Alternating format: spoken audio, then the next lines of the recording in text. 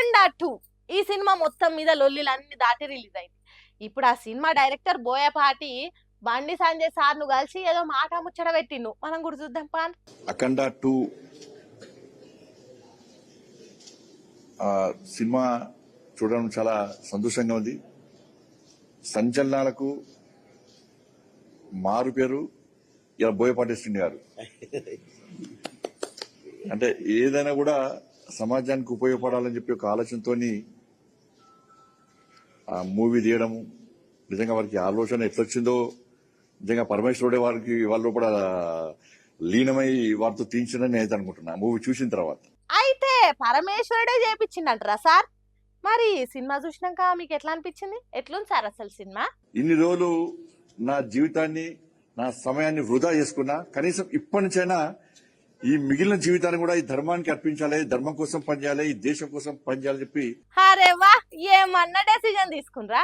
ఇన్ని రోజులు మీరు ధర్మం కోసం పనిచేస్తలేరా? అయితే ఆహా, మీరే అన్నారు కదా సారు. మరి సినిమా హీరో బాలకృష్ణ గురించి ఏమంటారు? కాలేజీలో గాని, స్కూళ్ళలో గాని, ఫంక్షన్ లో గాని అంతకుముందు ఏం గిఫ్ట్ ఇస్తావు అని చెప్పి అడిగేవాళ్ళు, రేపు ఏం చేద్దాం అనేవారు.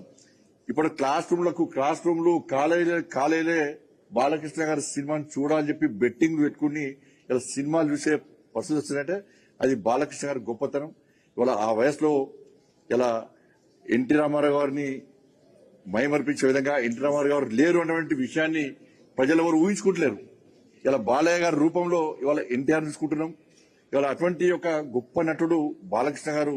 నిజంగా వారు వేషధారణ వారిని చూస్తుంటే నిజంగా శివుడే ప్రత్యక్షమైనటువంటి పరిస్థితి మనకు కనబడుతుంది.